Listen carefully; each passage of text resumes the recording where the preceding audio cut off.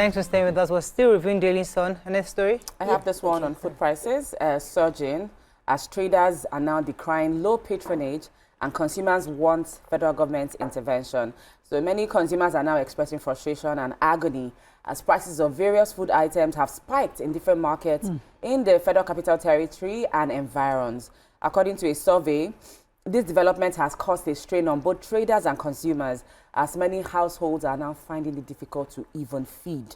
According to reports, the astronomical price rise has affected all markets, including those in satellite towns. The traders and consumers are lamenting the impact of this hike on their businesses, their lifestyle, and calling for federal government to they're urging government to regulate prices. For instance, at the popular Orange Market on the Abuja Kefi Road, a basket of tomatoes, which sold before for 25,000 naira, now goes for as high as 65,000 and 75,000 naira. Same goes for onions, a large bag of onions, which used to go for 15,000 and is now going for 45 and 50,000 naira. You know, so even pepper that was sold for 10,000 naira in March now goes for 17,000 naira. So even for people who sell fish traders are now decrying low patronage due to the price hike. Some of the sellers are now saying that they have had to sell below cost price just to turn over and attract more customers. People who are buying are saying we can't pay once, so they end up paying 2 or 3 times in installments, depending on what the amount is. And so one of the traders highlighted that sometimes they even go home without selling. They sell maybe as low as 5,000 naira.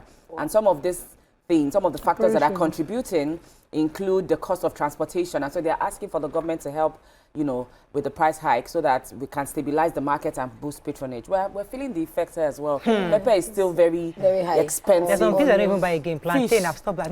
I can't buy that's a no-go area. Yeah, plantain, 10,000 naira for the bunch, for that small bunch. 10,000. I said, oh, madam, don't worry. Yeah, 1 2 7K, 8K, and they're like, how many of us want to eat it? It's been a long time I don't eat yams in my house. Switch to sweet potatoes. Yes, I cannot come and keep myself. I have the one that says Lagos police accused of conspiring to hand over child to suspected traffickers. And an investigative reporter in the Freedom of Information FOI request to the Lagos State Commissioner for Youth and Social Development and another to Commissioner of Police has alleged that both secretly gave out a dispute paternity child to suspected traffickers. And the FOI was dated June 16, 2025, signed by the editor, Security News Alert, Juliana Francis. It was addressed to the Honourable Commissioner for Youth and Social Development through the Lagos State Commissioner for Information. Also, copies were sent to the Domestic and Sexual Violence Agency, DSVA, and Family Social Services, Igando-LDCA, Alimosho, Lagos. And this FOI request to Lagos State Honourable Commissioner for Youth and Social Development reads, under the Freedom of Information Act 2011, we hereby apply for confirmation of allegations of human rights abuse perpetrated against a 10-year-old girl and shoddy investigations. The Security News Alert on an online information also dedicated the report to saying that the human rights violation in Nigeria. She said, over the past months, we have conducted an investigation focused on finding out who and those trafficked and then inflicted bodily harm on the minor, hoping to hold them accountable. And this FOI information, they said this is a case of child trafficking, child physical abuse, child labor, child deprivation of education, and child molestation. There was a story I had about the Middle Belt Forum. That there was actually a post by Senator Shehu Sani saying that rotating the office of the president between the North and South is something that is imperative. According to him, right now, many Nigerians still believe that when the presidency comes to their own region, it will benefit their region. But we've seen that even during Buhari's time, it didn't necessarily benefit his state or other places around his own region. Same thing with during Jonathan's period. We didn't see the same thing. So eventually, after doing this over the years, Nigerians would naturally realize that rotational presidency in the North and South is not necessarily what we need for development. So he's saying that for now, it is necessary because of where we are as a people. But going forward, eventually, it will naturally change where people realize that even if it's from my region, it doesn't mean that it's going to fix my beneficiary to my region. So it will naturally change by itself. And I think the Middle Belt Forum also somewhat agreed with him that, but right now it's important that the North and South get the opportunity to the presidency for now, so just for the equity, the sake of equity and accountability. Okay, moving on now to the Nigerian Tribune. Colonel Umar lists Sultan Oyinlola, 37 other military officers as members of the June 12 movement. Saudi Arabian government approves burial of Dantata in Medina. Tax reform bill, Senator Adeola commends Tinubu for passage to law. Mining dispute, aggrieved firm seeks intervention of Tinubu, IGP, and others over encroachment on Nasarawa site. I think let's find one more story. FG to begin boat and manufacturing phase. Phase out rickety vessels. Okay, that sounds interesting. I actually have that story. Okay. So let me just quickly take it. Sorry, 1 second. I was actually going to give...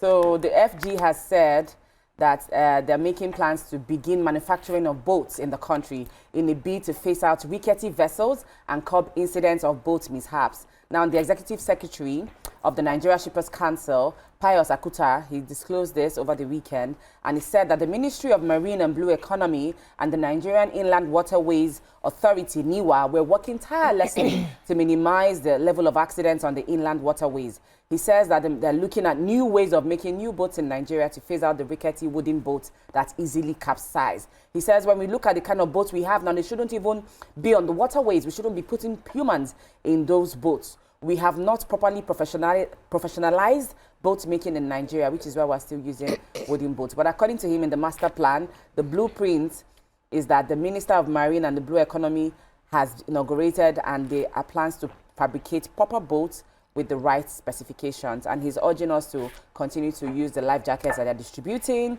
to save lives and for users to actually use the jackets for their own safety. There are manufacturing opportunities in this country that lots of rich philanthropic Nigerians are not seeing. Somebody can just say, okay, I have some funds. Let me take up this industry and build textile. There's so many industries. We're just waiting for government. Our A-list artists that have gone global, they buy car. In billions. That cost of that one car. That one car start a manufacturing, but they're not the tinker. No, because they just want to arrive for the owners of the money. They work. Hey, but you see, some people, but it's just the Rockefellers, all the countries we go to, somebody sacrificed. You have to. Let me take my studio, Judy. You must be rich so that we do the right thing. So the Saudi government, Saudi authorities have approved the burial of prominent Nigerian businessman and philanthropist Alhaji Aminu Dantata in the holy city of Medina. So Medina is where the Prophet Muhammad Sallallahu was buried. And for sentimental reasons, Nigerians pray to die on the Hajj. Right. So that, they can get the opportunity to be as close as possible for their sentiments, And this is because he died on the 28th, which is Sunday. Was this on the 28th? On Saturday. And he has since been buried according to how we understand Muslim burials to be, which has to be immediately. Some people were even saying 4 p.m. So usually we target... Before the next prayer? Before the next prayer. We target that 4 p.m. just out of, for ease, to gather people and not to bury the person in the dark. It's not like a goat that you roll over. People assume that the horridness of the burial was because, you cannot keep the dead. And a dead can have a wish. It just shouldn't be. It's their burden and their decision to make. You can have a last minute wish, dying bed wish, and it must be followed. So it doesn't mean, for my family, for instance, my father would say, don't take me to the village. But every of our people who died in Lagos those days, they were taken back home, no matter the number of hours required. My father-in-law, we had to travel within less than 24 hours of his burial. My husband just, the moment he died, prepared the body and had to move back to the village. The person can decide where they want to be buried. Okay. And the number of days it requires is okay. What does that have to do with the Saudi government? Because he died in UAE and he insisted to be buried. His wife had been buried in Medina and he wanted that gravesite. So those were his dying wish, and the family wanted to follow it through. So people criticize it for being a rich Muslim's wish as opposed to everybody's wish. Okay, any other story? Yeah, the tax reform bill, Senator Adeola commends Tinubu for passage of law. The chairman of the Senate Committee on Appropriations, Senator Solomon Adeola, has applauded President Bola Ahmed Tinubu for signing into law 4 landmark tax reform bills that is poised to transform Nigeria's fiscal landscape, eliminate burdensome taxes imposed on the vulnerable Nigerians, reduce tax compliance complexities, foster domestic productivity, and help position the country as the destination for choice of foreign direct investment. In this statement, Senator Adeola, who is also a member of the Senate's Finance Committee that midwifed the law, said that with the enactment of these 4 transformative tax laws, Nigerian Tax Act, Nigerian Tax Administration Act, Nigerian Revenue Service Establishment Act, and Joint Revenue Board Establishment Act, that the president has demonstrated yet again purposeful leadership and political will to initiate and see through critical reforms required to promote inclusive growth and economic development in Nigeria.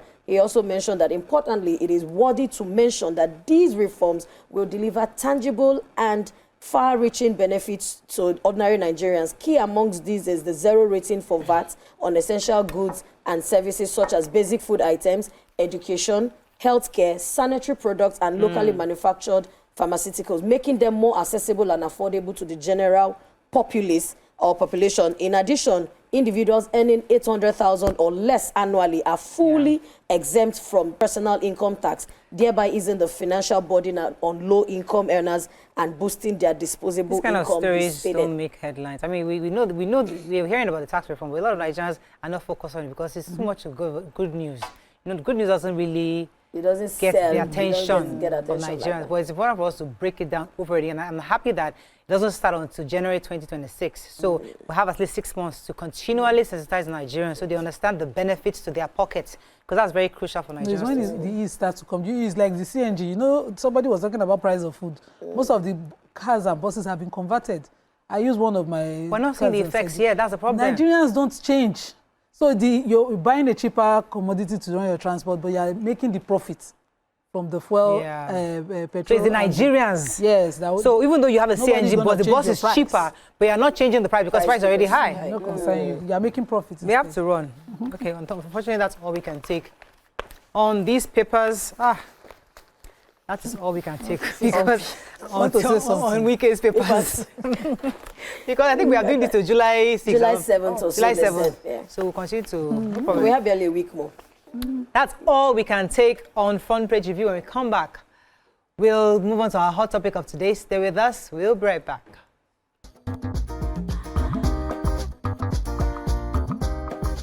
Stay tuned. Your View will be right back.